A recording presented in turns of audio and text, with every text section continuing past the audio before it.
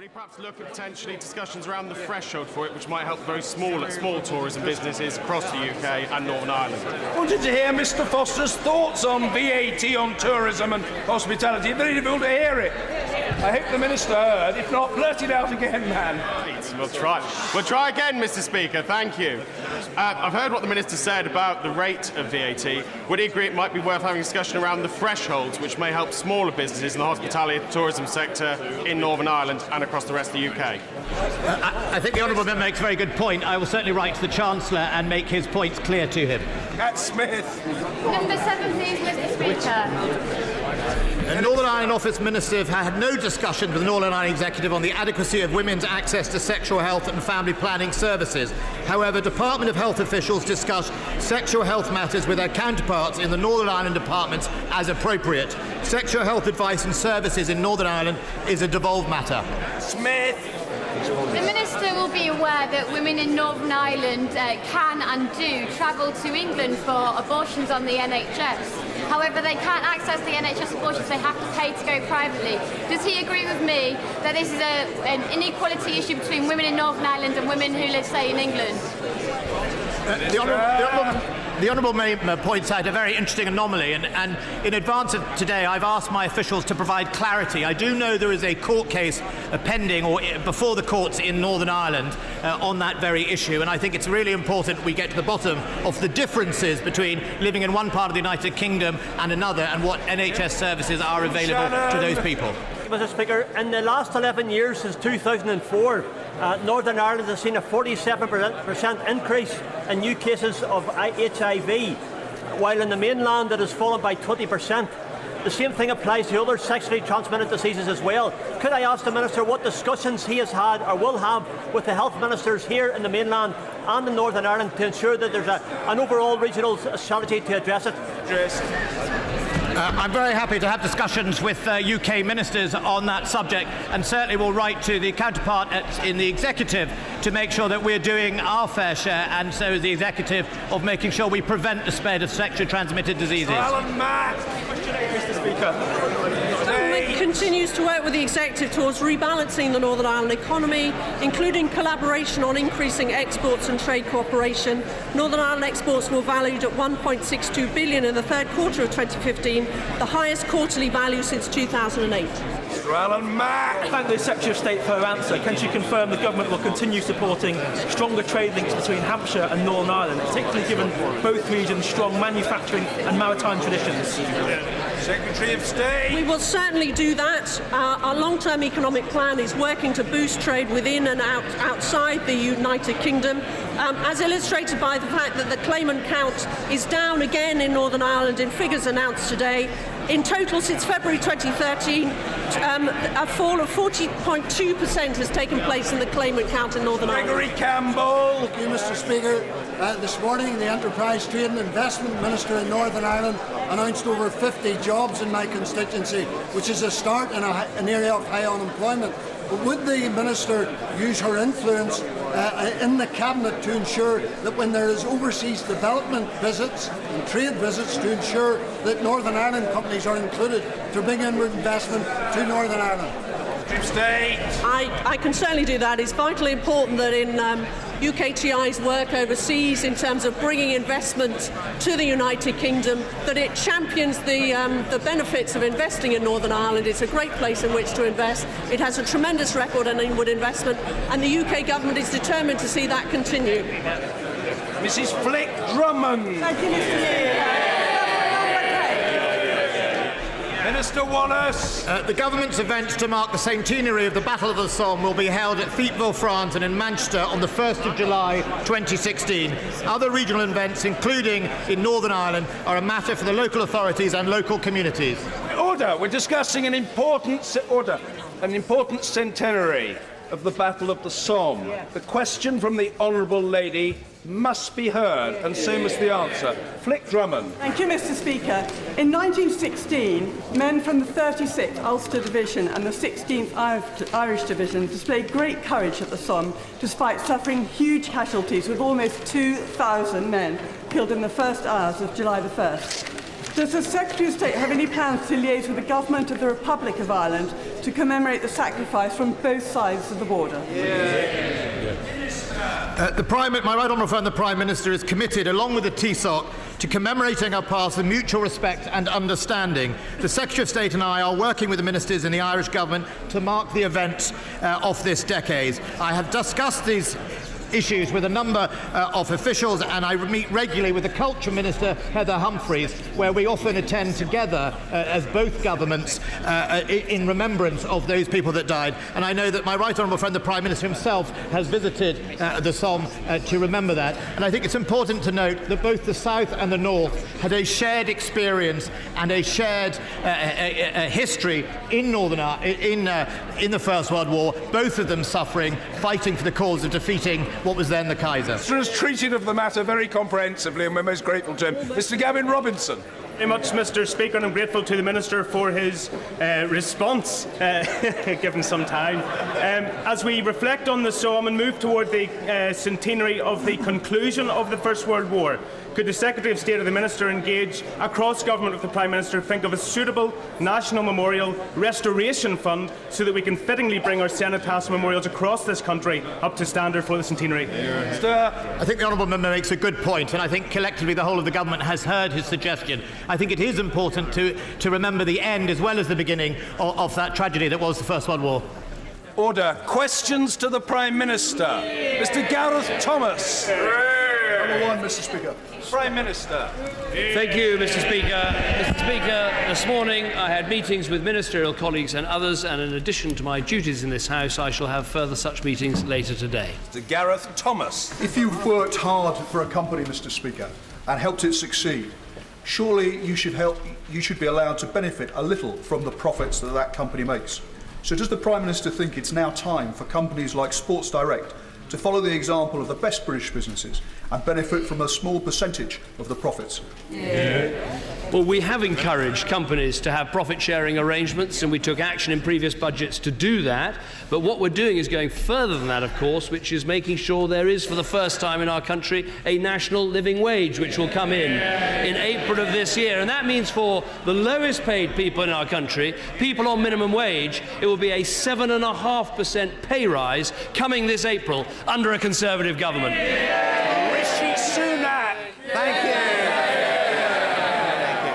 Mr. Speaker, with mounting global economic uncertainty, it was comforting to see this morning's figures showing record UK employment. In this new age of kinder consensual politics, does my right honourable friend agree that every member of this House should welcome the news that from North Yorkshire to North London, Britain is back in work? My honourable friend is absolutely right. Over the last year, we've actually seen more people in work in every region in our country, and that is something that's welcome. The unemployment figures this morning, which the House might not have had time to see, are very welcome. The unemployment rate is now the lowest rate in nearly a decade at 5.1%. The unemployment rate is now lower than it was at the start of the recession. The latest figures show unemployment falling by another 99,000. And we have today in our country the record number of people in work ever in our history, and a record number of women in work. Since I become Prime Minister, 2.3 million more people in work, and I'm sure that's something the whole House can welcome. Jeremy Corbyn. Thank you, Mr. Speaker. Thank you, Mr. Speaker. It's nice to get such a warm welcome.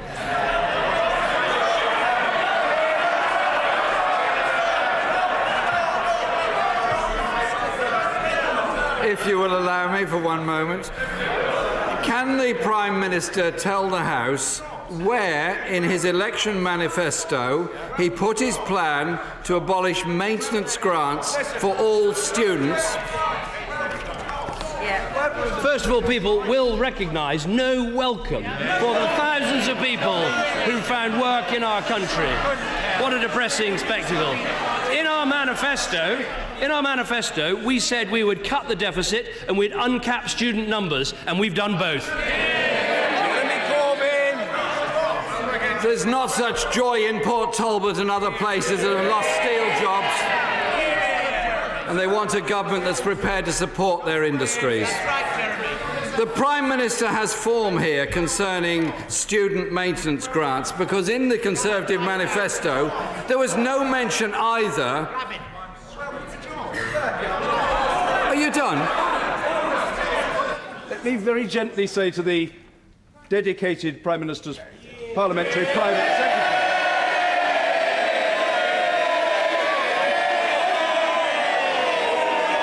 calm yourself, man. Auditioning to be a statesman doesn't include chuntering from a sedentary position, man. Jeremy Corbyn. Thank you, Mr. Speaker. As I was saying, the Prime Minister has form here, because there was no mention of tax credit cuts in the manifesto either. This proposal will affect 500,000 students, not anywhere in his manifesto.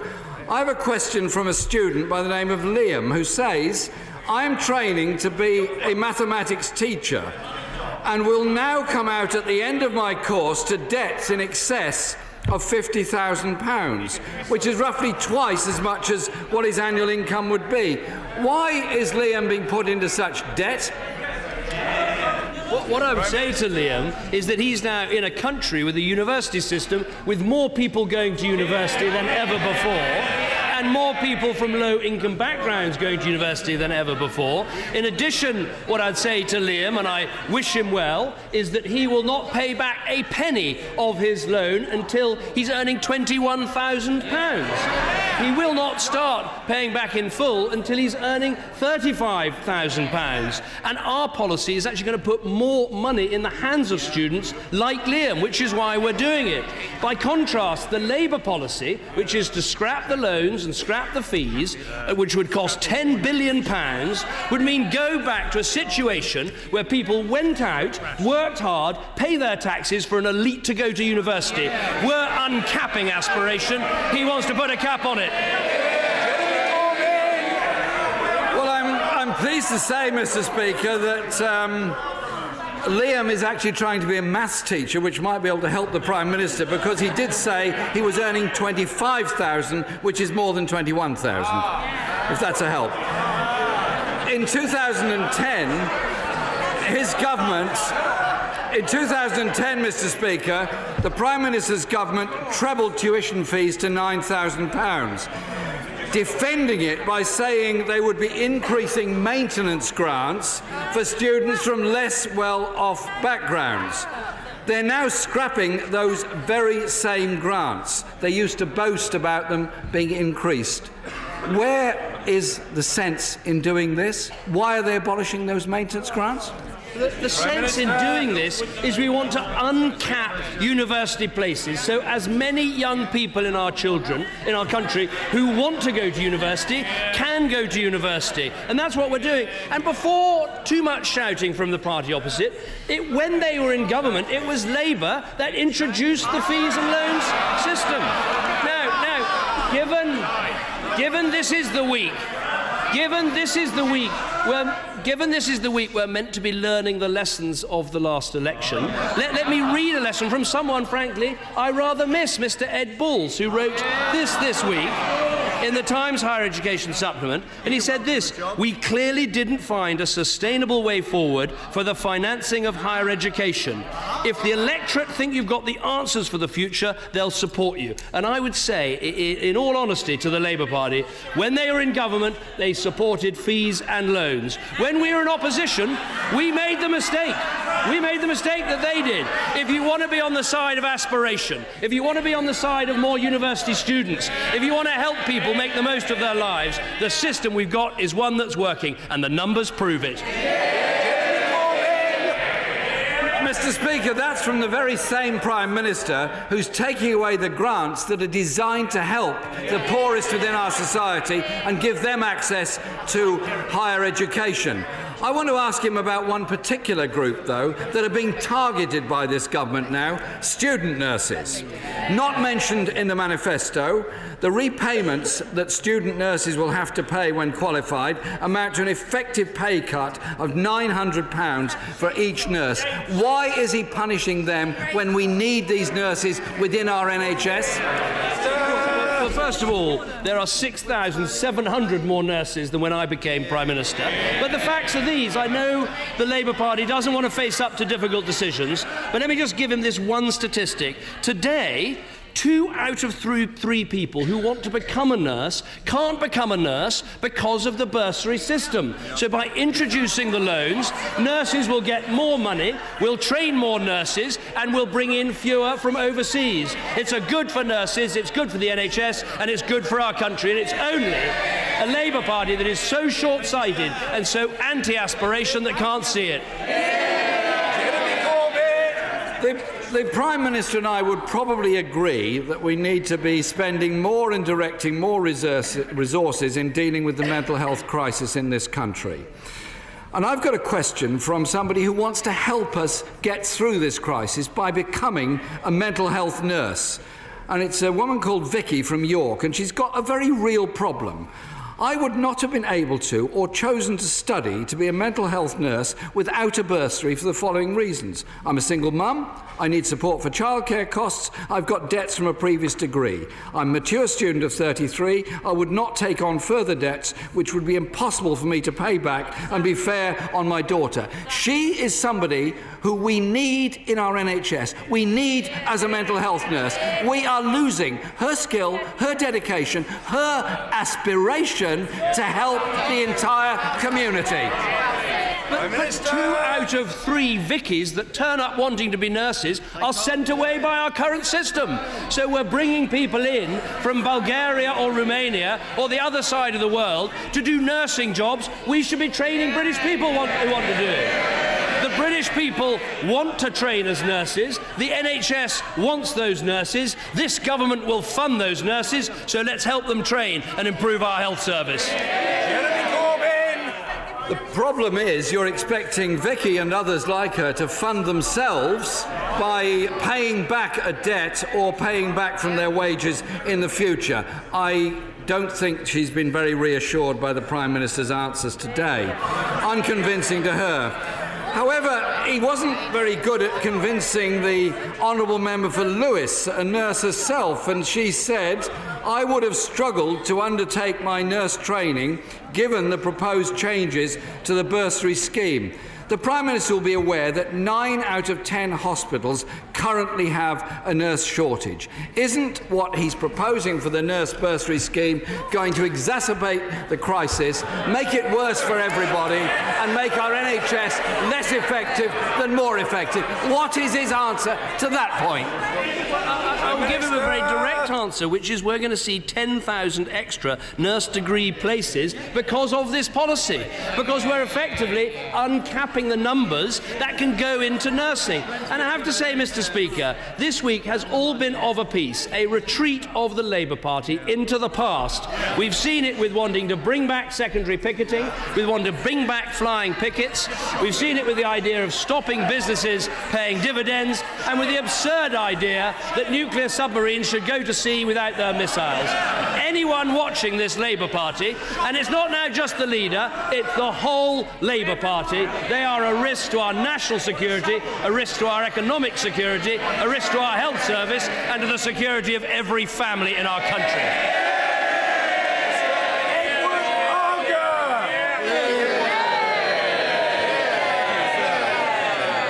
Leicestershire and the East Midlands continue to be a powerhouse of jobs and growth, attracting investment from the UK and beyond, and we are rightly proud of the success of our local businesses in Charnwood. Does my right honourable friend believe that their continued ability to attract external and foreign investment would be helped or hindered were secondary picketing to be reintroduced? Well, first of all, let me say that East Midlands is a powerhouse of our economy, and we've seen employment in the East Midlands in the last year go up by 17,000. But I think when businesses look at whether to invest in Britain, whether they're overseas businesses or indeed British businesses, they want to know we're going to have good labour relations and not a return to the 1970s of secondary strikes and flying pickets. And I think it is extraordinary for a party that spent so long trying to cast off that image of being in favour of these appalling industrial practices has now elected a leader and is backing a leader who would take us right back to the 1970s. Angus Robertson. Thank you very much, Mr. Speaker. World attention on the conflict in the Middle East is focused on Syria and Iraq, and much less so on the catastrophe in Yemen, which has caused thousands of people to lose their lives and millions of people to flee their homes. Can the Prime Minister tell the House what the UK government is doing to support peace in Yemen? Well, we are doing everything we can with all the people taking part in this conflict to encourage them to get round a negotiating table, as they have done recently, in order to bring about what's necessary in Yemen, which is a government that can represent all of the people. You've got to make sure that both Sunni and Shia are properly represented in that country, and that's the only way that will meet our key national interest, which is to back a government in Yemen that will drive the terrorists, including Al-Qaeda in the Arabian Peninsula, AQAP, out of Yemen, because they have been and are a direct threat to the citizens of Britain. Angus Robertson. Mr. Speaker, thousands of civilians have been killed in Yemen, including a large number by the Saudi Air Force.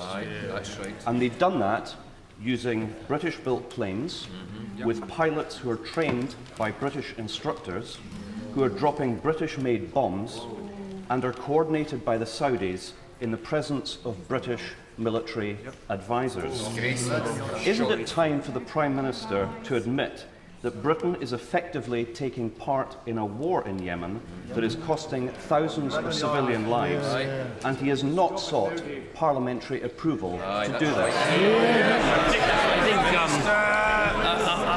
I think the right honourable gentleman started in a serious place, but then seriously wandered off. Look, it's in our interest. It's in our interest that we back the legitimate government of Yemen, and it's right to do that. We have some of the most stringent arms control measures of any country anywhere in the world. But just to be absolutely clear about our role, we're not a member of the Saudi-led coalition. British military personnel are not directly involved in the Saudi-led coalition's operations. Personnel are not involved in carrying out strikes, directing or conducting operations in Yemen, or selecting targets, and we're not involved in the Saudi targeting decision-making process. But yes, do we provide training and advice and help in order to make sure that countries actually do obey the norms of humanitarian law? Yes, we do. Neil Parish. Thank you, Mr. Speaker. The recent floods in the north of England have caused untold misery to people, to householders, to farmers, to livestock, and also what we need is actually a long-term strategy for floods, so that and I know the Prime Minister has done a lot of work in Somerset and across the country. Some rivers need to be dredged, some need to be slowed down, and we need to manage our flood waters in a better way. Along with our long-term economic plan, can we have a long-term plan on floods? We absolutely can, and we do, and that's exactly what my right honourable friend, the Environment and Agriculture Secretaries, are doing. We've got an unprecedented 6-year commitment of £2.3 billion, but as important as the money is making sure we have an absolutely joined-up approach, as you say, to dredging in some places, to building flood barriers in others, to managing the water in our landscape, including through farming practices, in a holistic way, so that we're using all the resources we have to reduce the likelihoods of floods. Gisela Stewart. There's concern on all sides about the recent rather patchwork approach to constitutional reform. We need a new Act of Union, one which sets out the rules and responsibilities so that the process of devolution by consent will be both fairer and more comprehensible. Will the Prime Minister agree to meet with me and other members of the Constitutional Reform Group to discuss a new Act of Union? We come from all the major political parties, including experts such as Lord Lisvane, better known to this House as the former clerk, Robert Rogers. I'm very, very happy to meet with the Honourable Lady, who has great expertise in this area.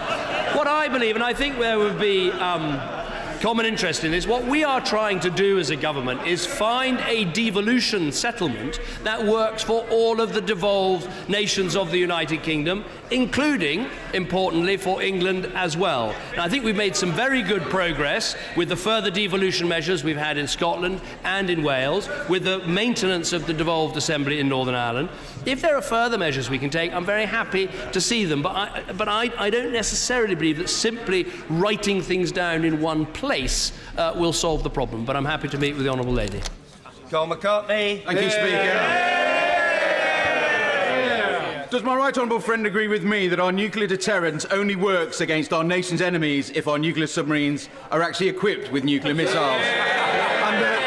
And that those, such as the Leader of the Opposition, who do not believe this, have a defence policy inspired by the Beatles' Yellow Submarine, and shows that while the members opposite may twist and shout, their current leader certainly needs help.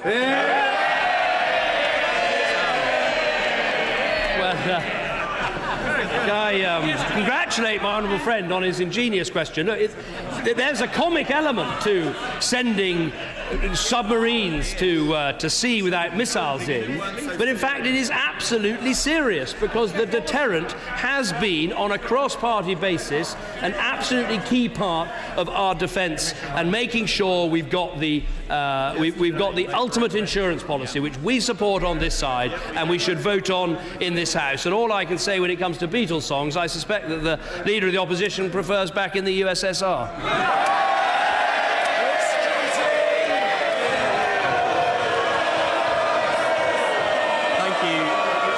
Thank you,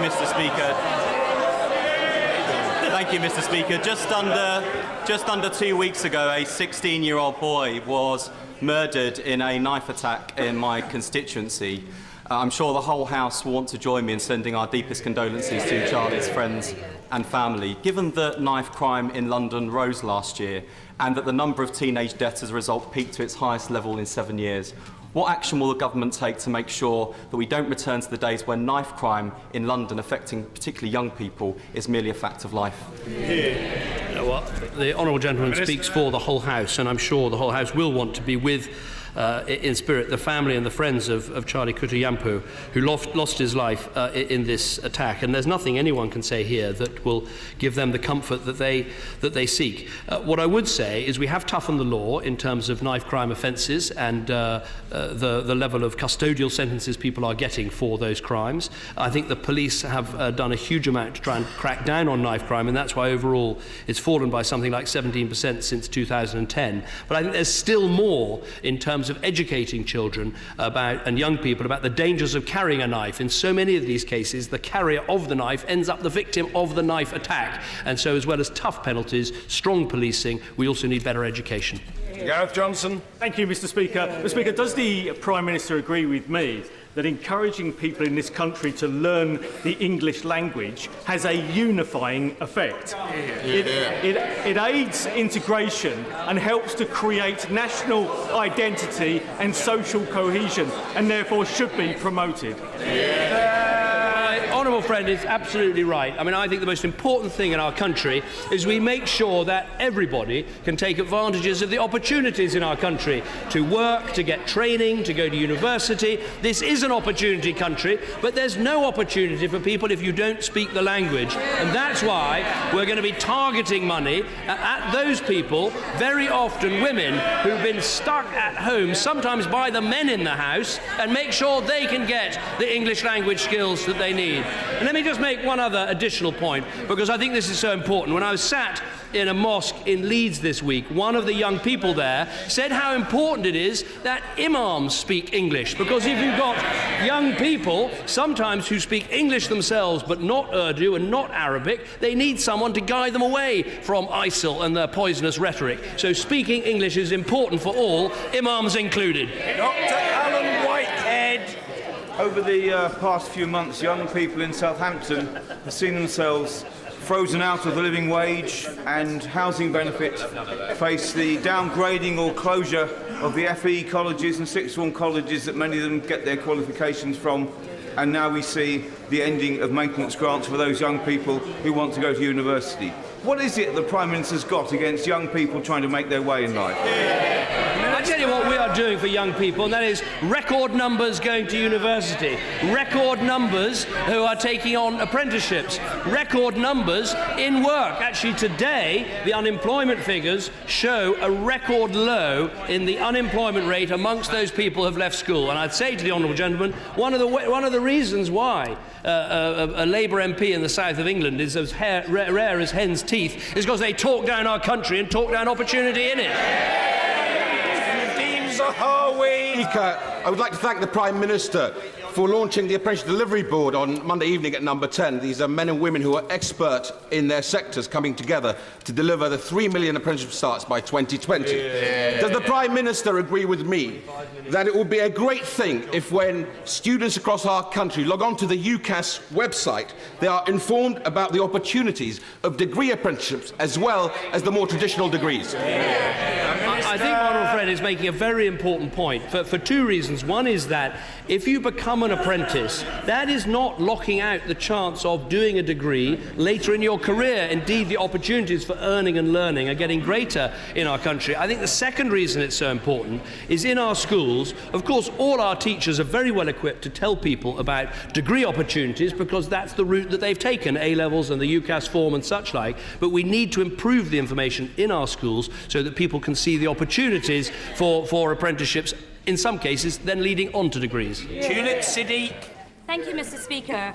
My 24-year-old constituent Laura is in urgent need of a stem cell donor. Her family's campaign, Match for Laura, is attracting global support, and on Saturday, the O2 Centre in my constituency will be running a spit drive to get as many people as possible on the bone marrow register.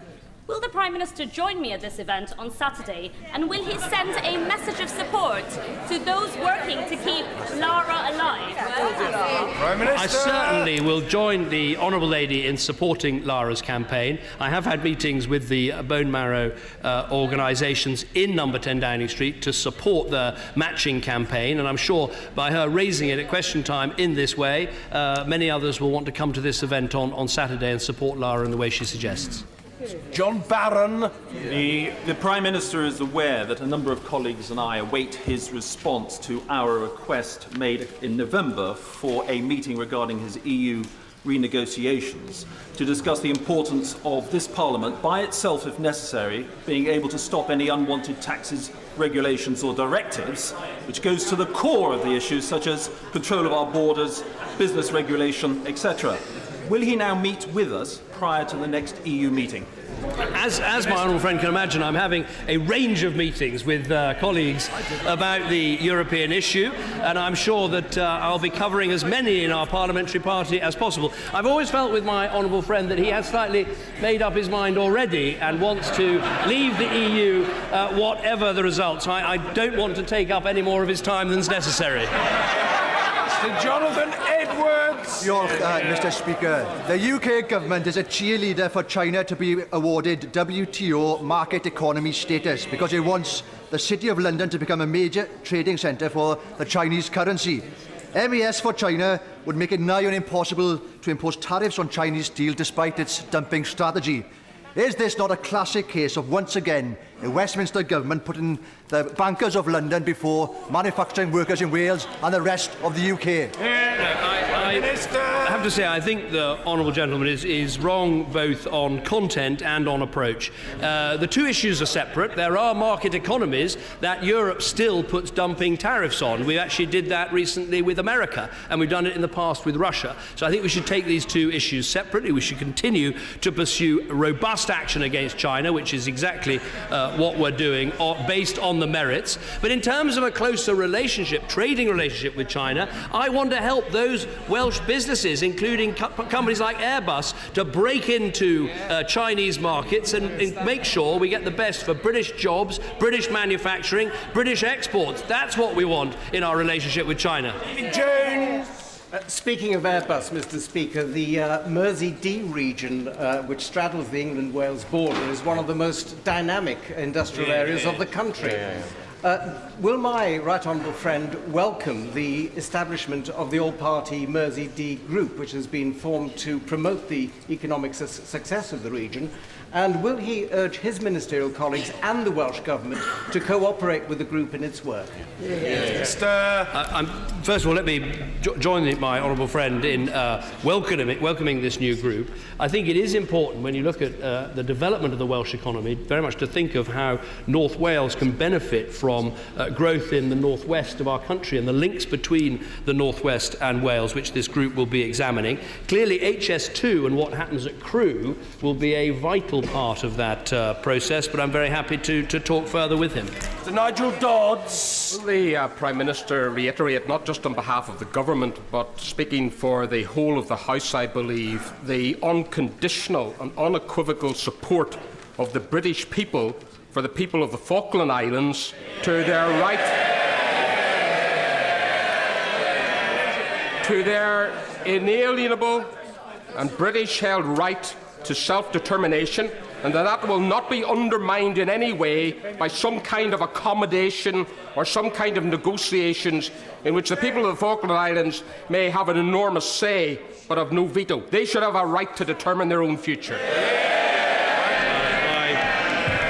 The honourable gentleman has put it better than I ever could. The people of the Falkland Islands have spoken as clearly as they possibly could in that referendum, and they want to maintain the status quo. And as long as they want that, they have that guaranteed from me. And I find it quite extraordinary that the Labour Party now want to look at trying to change the status and give away, something people absolutely consider to be their right. And that will never happen as long as I'm in Downing Street. Thank you, Mr. Speaker. As a former Cub Scout leader and Queen Scout, I'm pleased to say that Scouting is thriving in Harrow. This year marks the centenary of the formation and founding of Cub Scouting across the UK. Will my right honourable friend join me in congratulating the 150,000 young people who participate in Cub Scouting every week in the UK, congratulate and thank the leaders who give up their time voluntarily to enable young people to sense adventure in a safe environment, and call on more people to volunteer as leaders as part of the big society movement.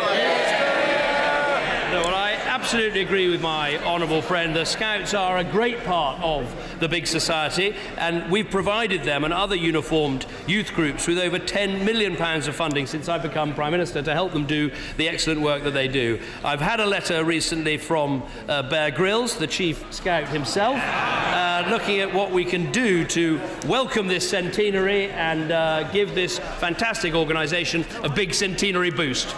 Harry Harpham. Thank you, Mr. Speaker. The Prime Minister may be aware and should be aware that Sheffield Forgemasters announced this morning a loss of 100 jobs in this crisis-hit industry. Many of those jobs will be in my constituency. We have had lots of warm words, hand-wringing and some crocodile tears, both from the Prime Minister and ministers in this chamber. Yeah, we've had rugby. About the tsunami of job losses across the steel industry. Yes. Can he tell me when he's actually going to do something to actually support world-class companies like Sheffield Forgemasters? Prime Minister. First of all, we have taken action, and including the action on energy bills, which will save these industries £400 million in this Parliament. Now, the honourable gentleman chose to inject a bit of politics into this. Well, let me inject some back. When the Labour Party were in power, what happened to employment in the steel industry? It was cut by 35,000, cut in half. Where were the carve-outs from the energy bills then?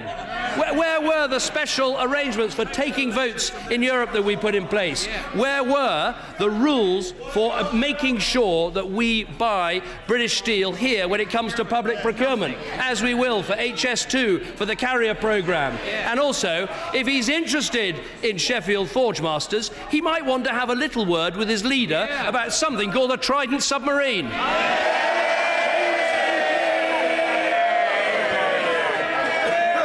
Thank you. Mr. Speaker, we don't yet know who will headline at Glastonbury this summer, but we do know that as things stand, they will not have anywhere to do their banking, as this world-famous town is to lose all 3 of its remaining banks within 12 weeks of each other. Will my right honourable friend join me in encouraging those banks to think again and otherwise to make sure that they meet their responsibilities under the banking protocols? Minister! I will certainly make sure that happens, and I'll arrange for my honourable friend to have a meeting with the Treasury Minister to discuss this issue. We're seeing huge challenges, partly because of the growth of internet banking, but it is important in market towns like his, or the ones that I represent, that we continue to have a physical presence on the high street. At least Hannah Bardell. Thank you, Mr. Speaker. The Prime Minister may be aware of the tragic case of Julie Pearson, a young Scottish woman who died in Israel in November and was allegedly beaten and raped before her death. I met the family recently, and I hope the whole House will join with me in offering our condolences. They are struggling to get answers from the Israeli government and authorities, in particular getting her autopsy report. Will the Prime Minister meet with me and look at this case to put pressure on the Israeli government and authorities into Julie's death so the family can get the answers they want and ultimately get justice for Julie? Prime Minister. Well, first of all, I'm not aware directly of this case, but I will certainly take it up on her behalf with the Israeli authorities, because it's important that our constituents get answers on this matter. Perhaps I could arrange for her to have a meeting with Foreign Office ministers so they can discuss it. But we have good relations with Israel. We should use those good relations to make sure that when people need answers, they get them. Order. We have a number of urgent questions, I say to the Honourable Lady, 2 to be precise, after which we'll deal with points of order. And I look forward with eager anticipation to hearing the Honourable Lady at that point. You didn't frankly have the balls to put country before party.